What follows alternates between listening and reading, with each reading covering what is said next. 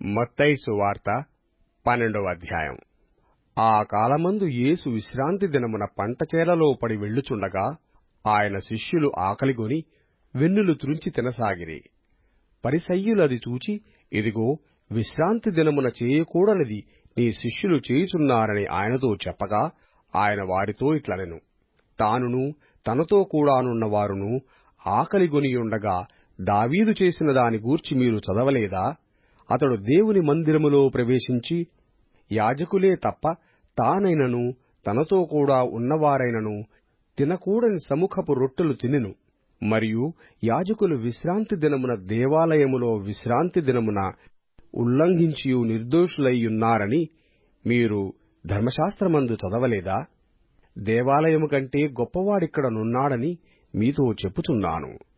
మరియు కనికరమునే గోరుచున్నాను కాని బలిని నేను కోరను అను వాక్యభావము మీకు తెలిసియుంటే నిర్దోషులను దోషులని తీర్పు తీర్చకపోదురు.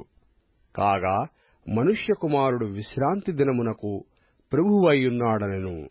ఆయన అక్కడ నుండి వెళ్లి వారి సమాజ మందిరములో ప్రవేశించినప్పుడు, ఇదిగో, ఊచ చెయ్యగలవాడొకడు కనబడెను. వారాయన మీద నేరము మోపవలెనని, విశ్రాంతి దినమున స్వస్థ్యపరుచుట న్యాయమా అని ఆయనను అడిగిరి. అందుకాయన, మీలో ఏ మనుష్యునికైనను ఒక గొర్రెయుండి అది విశ్రాంతి దినమున గుంటలో పడిన ఎడల దాని పట్టుకుని పైకి తీయడా? గొర్రె కంటే మనుష్యుడెంతో శ్రేష్ఠుడు. కాబట్టి విశ్రాంతి దినమున మేలు చేయుట ధర్మమే అని చెప్పి ఆ మనుష్యునితో, నీ చెయ్య చాపుమనెను. వాడు చెయ్య చాపగా రెండవ దాని వలె అది బాగుపడెను. అంతట పరిసయ్యులు వెలుపలికి పోయి ఆయనను ఎలాగు సంహరింతుమా అని ఆయనకు విరోధముగా ఆలోచన చేసిరి. యేసు ఆ సంగతి తెలుసుకుని అచ్చట నుండి వెళ్లిపోయెను. బహుజనులాయనను వెంబడింపగా ఆయన వారినందరినీ స్వస్థపరిచి తన్ను ప్రసిద్ధి చేయవద్దని వారికి ఆజ్ఞాపించెను. ప్రవక్తయైన యెషయా ద్వారా చెప్పినది నెరవేరునట్లు అలాగు జరిగెను. అదేమనగా, ఇదిగో, ఈయన నా సేవకుడు, ఈయనను నేను ఏర్పరచుకొంటిని, ఈయన నా ప్రాణమునకిష్టమైన నా ప్రియుడు, ఈయన మీద నా ఆత్మనుంచెదను. ఈయన అన్యజనులకు న్యాయవిధిని ప్రచురము చేయును. ఈయన జగడమాడడు, కేకలు వేయడు. వీధులలో ఈయన శబ్దమెవనికినీ వినబడదు. విజయమొందుటకు న్యాయవిధిని ప్రబలము చేయు వరకు ఈయన నలిగిన రెల్లును విరువడు. మకమకలాడుచున్న అవిసనారను ఆర్పడు. ఈయన నామమందు అన్యజనులు నిరీక్షించెదరు అనునదే. అప్పుడు దయ్యము పట్టిన గ్రుడ్డివాడును మూగవాడునైన ఒకడు ఆయన యొద్దకు తేబడెను. ఆయన వానిని స్వస్థపరిచినందున ఆ మూగవాడు మాటలాడు శక్తియూ చూపునూ గలవాడాయెను. అందుకు ప్రజలందరూ విస్మయమొంది, ఈయన దావీదు కుమారుడు కాడా అని చెప్పుకొనుచుండిరి. పరిసయ్యులు ఆ మాట విని, వీడు దయ్యములకు అధిపతి అయిన బయల్జెబూలు వలననే దయ్యములను వెళ్లగొట్టుచున్నాడు కాని మరియొకని వలన కాదనిరి. ఆయన వారి తలంపుల నెరిగి వారితో ఇట్లనెను, తనకు తానే విరోధముగా వేరుపడిన ప్రతి రాజ్యము పాడైపోవును. తనకు తానే విరోధముగా వేరుపడిన ఏ పట్టణమైనను ఏ ఇల్లైనను నిలవదు. సాతాను సాతానును వెళ్లగొట్టిన ఎడల తనకు తానే విరోధముగా వేరుపడును. అట్లయితే వాని రాజ్యమెలాగు నిలుచును? నేను బయల్జెబూలు వలన దయ్యములను వెళ్లగొట్టుచున్న ఎడల మీ కుమారులు ఎవరి వలన వాటిని వెళ్లగొట్టుచున్నారు? కాబట్టి వారే మీకు తీర్పురులయ్యుందురు. దేవుని ఆత్మ వలన నేను దయ్యములను వెళ్లగొట్టుచున్న ఎడల నిశ్చయముగా దేవుని రాజ్యము మీ యొద్దకు వచ్చియున్నది. ఒకడు మొదట బలవంతుని బంధింపని ఎడల ఏలాగు ఆ బలవంతుని ఇంటిలో చొచ్చి అతని సామగ్రి దోచుకొనగలడు? అట్లు బంధించిన ఎడల వాని ఇల్లు దోచుకొనును. నా పక్షమున నుండనివాడు నాకు విరోధి, నాతో కలిసి సమకూర్చనివాడు చెదరగొట్టువాడు. కాబట్టి నేను మీతో చెప్పునదేమనగా, మనుష్యులు చేయు ప్రతి పాపమును దూషణయు వారికి క్షమింపబడును గాని ఆత్మ విషయమైన దూషణకు పాపక్షమాపణ లేదు. మనుష్య కుమారునికి విరోధముగా మాటలాడువానికి పాపక్షమాపణ కలదు గాని పరిశుద్ధాత్మకు విరోధముగా మాటలాడువానికి ఈ యుగమందైనను రాబోవు యుగమందైనను పాపక్షమాపణ లేదు. చెట్టు మంచిదని ఎంచి దాని పండును మంచిదే అని ఎంచుడి, లేదా చెట్టు చెడ్డదని ఎంచి దాని పండును చెడ్డదే అని ఎంచుడి. చెట్టు దాని పండు వలన తెలియబడును. సర్పసంతానమా, మీరు చెడ్డవారై ఉండి ఎలాగో మంచి మాటలు పలకగలరు?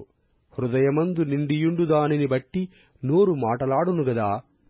సజ్జనుడు తన మంచి ధన నిధిలో నుండి సద్విషయములను తెచ్చును, దుర్జనుడు తన చెడ్డ ధననిధిలో నుండి దుర్విషయములను తెచ్చును.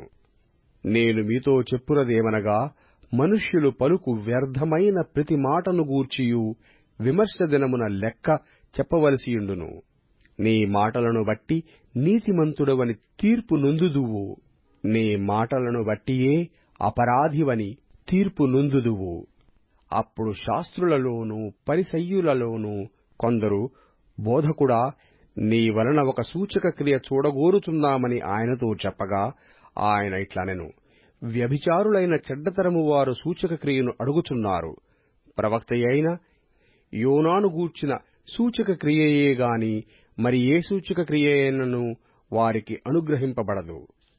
యోనా 3 రాత్రింబగళ్ళు తిమింగలము కడుపులో ఎలాగుండెనో అలాగు మనుష్యకుమారుడు 3 రాత్రింబగళ్ళు భూగర్భములో ఉండును.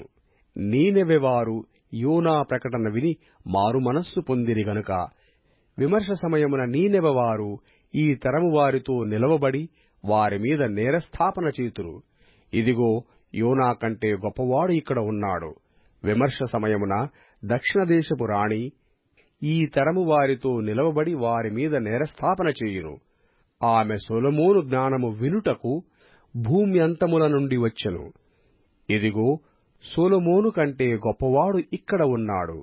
అపవిత్రాత్మ ఒక మనుష్యుని వదిలిపోయిన తరువాత అది విశ్రాంతి వెదుకుచూ నీరులేని చోట్ల తిరుగుచుండును. విశ్రాంతి దొరకనందున నేను వదిలివచ్చిన నా ఇంటికి తిరిగి వెళ్ళుదుననుకొని వచ్చి ఆ ఇంట ఎవరునూ లేక అది ఊడ్చి అమర్చియుండుట చూచి వెళ్లి తనకంటే చెడ్డవైన మరి 7 దయ్యములను వెంటబెట్టుకుని వచ్చును. అవి దానిలో ప్రవేశించి అక్కడనే కాపురముండును. అందుచేత ఆ మనుష్యుని కడపటి స్థితి మొదటి స్థితి కంటే చెడ్డదగును. అలాగే ఈ దుష్టతరము వారికి సంభవించుననెను. ఆయన జనసమూహములతో ఇంక మాట్లాడుచుండగా, ఇదిగో, ఆయన తల్లియు సహోదరులను ఆయనతో మాటలాడగోరుచూ వెలుపల నిలిచియుండిరి. అప్పుడొకడు, ఇదిగో, నీ తల్లియు నీ సహోదరులను నీతో మాటలాడవలెనని వెలుపల నిలిచియున్నారని ఆయనతో చెప్పెను. అందుకాయన తనతో ఈ సంగతి చెప్పిన వాని చూచి, నా తల్లి ఎవరు, నా సహోదరులెవరు అని చెప్పి తన శిష్యుల వైపు చెయ్యి చాపి, ఇదిగో, నా తల్లియు నా సహోదరులను పరలోకమందున్న నా తండ్రి చిత్తము చొప్పున చేయువాడే నా సహోదరుడును నా సహోదరియు నా తల్లియు ననెను.